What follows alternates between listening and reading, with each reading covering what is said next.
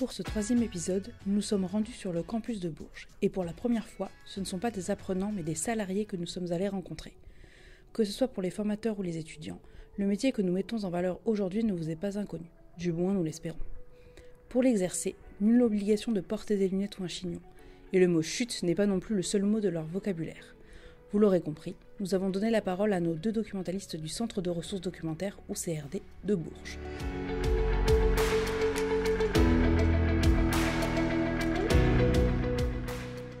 Pour cette mise en lumière, je me suis prêtée à la voix off, étant moi-même documentaliste à Chambray. Semaine type, accueil du public, tâches invisibles, Evelyne et Virginie se sont confiées sur leur mission, leurs ressentis et leur quotidien.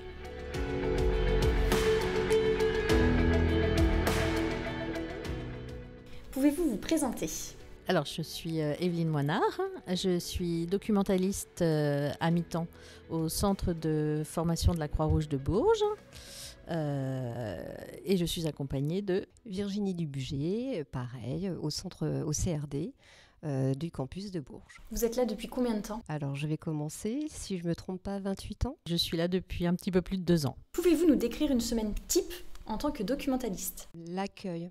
Je pense que c'est le premier mot, c'est l'accueil des étudiants pour la question des prêts, des retours, également tout ce qui va être accompagnement à la recherche. On est là aussi, on répète, ils ont bien sûr des informations et des formations, mais on est là aussi pour les accompagner. L'objectif, c'est qu'ils trouvent de la documentation et qu'ils ne restent pas simplement en plan comme ça. Tu rajouterais ? Ouais, je dirais que le deuxième objectif aussi dans l'accompagnement, c'est essayer de les rendre de plus en plus autonomes dans la recherche documentaire. Trouver les bons mots-clés, on peut les aider, mais après, on les forme pour qu'ils puissent utiliser les outils eux-mêmes. Et après, on les accompagne pour trouver les documents dans les rayons. Je compléterai. En effet, les étudiants le diront. La première question qu'on pose, avez-vous recherché sur le portail documentaire ? Parce que c'est vraiment, comme l'a très bien dit Evelyne, notre objet, c'est qu'ils soient plus autonomes, qu'ils rentrent au CRD, qu'ils trouvent la documentation dans les rayons, sur le portail. Et après, préciser avec eux pour affiner. Donc, une semaine type, c'est vraiment d'accompagner les étudiants dans cette recherche-là. Uniquement les étudiants ? Les apprenants aussi. Les apprenants, oui, pardon, et les formateurs, bien entendu. Même du personnel administratif qui peut venir à la documentation, les ingépédas qui ont besoin aussi de documentation. Et c'est pas vraiment la semaine type, c'est une partie de la semaine type. La partie invisible pour les usagers, qu'ils soient formateurs ou qu'ils soient apprenants, c'est le fait que l'on travaille sur ce qu'on appelle le traitement documentaire. C'est-à-dire l'intégration des notices, justement les fameux mots-clés pour permettre de trouver la documentation, travailler sur le repérage du futur fonds documentaire à avancer et à compléter. Tu vois autre chose, Evelyne ? Dans le détail, c'est pas que du prêt, on l'a évoqué, c'est du prêt, mais avant de prêter les documents, il faut les saisir dans la base de données qu'on a. On dépouille aussi bien les livres que l'ensemble des revues. Alors l'ensemble des revues se fait plutôt au niveau national, mais après il y a un partage d'informations. Mais voilà, ça représente, je dirais, presque probablement même plus que la moitié du temps des documentalistes. C'est tout ce qui se voit pas, mais qui est mis à disposition du public et dont le public, apprenant, formateur, se sert pour pouvoir travailler au quotidien. C'est vrai qu'on ne se rend pas compte de tout ça. Selon vous, quelles sont les compétences nécessaires pour exercer ce métier de documentaliste ? L'ouverture, voilà, être ouvert auprès des demandes des différents publics, être ouvert aussi aux informations qu'on recueille quand on consulte la documentation, une certaine rigueur. Justement dans notre traitement de documentation pour que les apprenants et les formateurs retrouvent les éléments. Voilà, la curiosité et puis l'écoute des demandes pour justement, comme on parlait sur l'accompagnement, pour que finalement les besoins des formateurs et des apprenants soient répondus.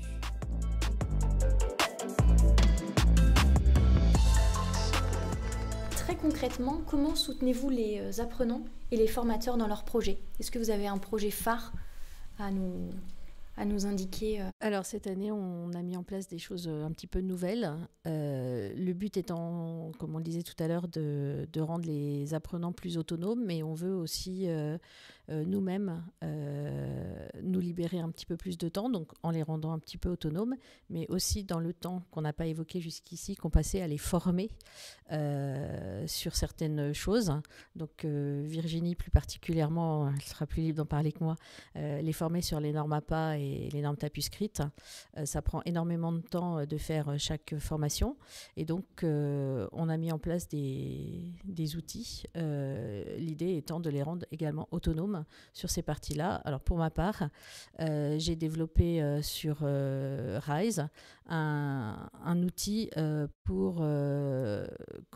qui reprend les bases de la rédaction d'un document. Parce qu'on s'est rendu compte que, c'est les formateurs qui sont demandeurs de ce type de formation.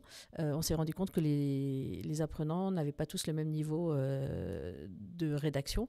Et donc, on leur remet les bases pour qu'ils sachent utiliser Word et présenter un document et qu'il soit digne de ce nom.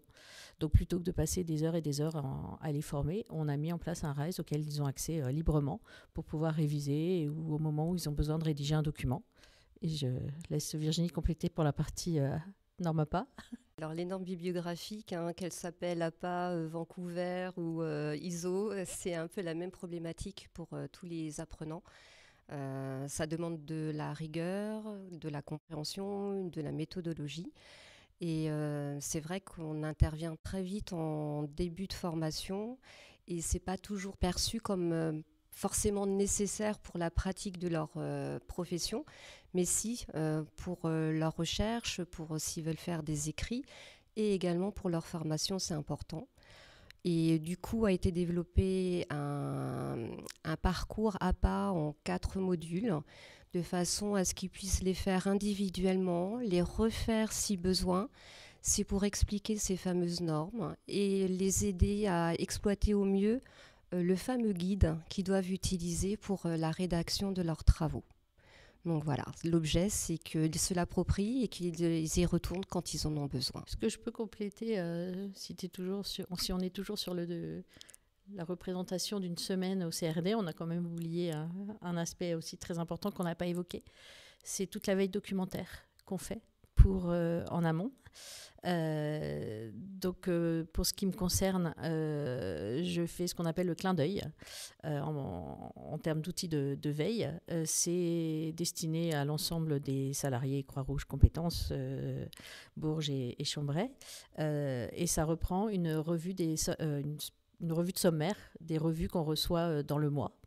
Alors, le point fort de ce clin d'œil, c'est qu'on met en exergue les articles les plus pertinents, parce qu'on sait que notamment les formateurs ne prennent pas forcément le temps de lire tous les sommaires en entier. Donc, on met en avant vraiment ce qui nous paraît le plus important. Alors, c'est un côté un petit peu subjectif, mais en général, il y a quand même beaucoup de retours avec des formateurs derrière, qui viennent rechercher l'article en question.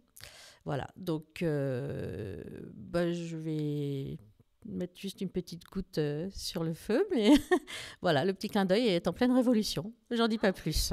Voilà, j'en dis pas plus. Il est en pleine révolution. Et en complément, en parlant toujours autour de la veille, alors c'est vrai, il y a aussi la petite publication des nouveautés au niveau des ouvrages qui est mis à disposition de tous les usagers. Et à savoir, alors ça, les étudiants ne sont pas forcément au courant, mais que les documentalistes, dont moi-même, on participe au niveau national sur une veille pour les formateurs, pour tous les salariés, sur différentes thématiques. Donc c'est pareil, c'est un élément que les étudiants ne voient pas, ou même les formateurs, mais qui prend partie c'est le fameux travail invisible. Voilà. C'est ce qui explique, parce qu'on nous pose beaucoup la question pourquoi une fermeture une après-midi par semaine, elle est indispensable à ce qu'on puisse avancer sur tout j'appellerais ça le back-office, qui est primordial pour notre métier. Si on ne fait pas tout ça, si on n'intègre pas les documents au fur et à mesure qu'on les reçoit dans les bases de données, personne ne peut accéder à rien. Donc c'est important d'ouvrir pour le public, pour l'accueil, mais aussi d'avoir notre temps à nous pour faire justement tout l'invisible, voilà, qui nous prend énormément de temps. Oui, merci pour ces précisions. Oui, c'est sûr qu'on ne se rend pas toujours compte de tout ce que vous avez à faire. Qu'est-ce qui vous passionne le plus dans votre métier, en 2 mots, et quels sont les défis que vous rencontrez ? Les défis rencontrés et ce qui nous passionne. En 2 mots, moi, ça va se résumer en 1, j'ai envie de dire tout, au niveau de la passion. Après, c'était les défis. C'est un défi quotidien, en fait, j'ai presque envie de dire, pour ce qui me concerne, parce que, surtout vis-à-vis du demandeur, parce qu'on ne sait jamais la question qui va être posée. Et si on va avoir la réponse, et mieux, la bonne réponse. Voilà, je pense que c'est ça le défi, à mes yeux en tout cas. Je rejoins assez bien Evelyne. En fait, c'est vrai que j'ai dit que ça faisait longtemps que j'étais présente et chaque année, c'est différent. C'est les apprenants, c'est les formateurs, qu'est-ce qu'ils vont faire cette année, les travaux, les contacts qu'on a avec eux, leurs demandes. Donc, en fait, on se renouvelle tout le temps et c'est eux qui nous apportent finalement ce goût au quotidien. Et le renouvellement se fait aussi avec les outils qui évoluent, quoi. C'était ma prochaine question, donc parfait. Effectivement, avec l'évolution du numérique, comment votre métier change-t-il ou a-t-il changé ces dernières années ?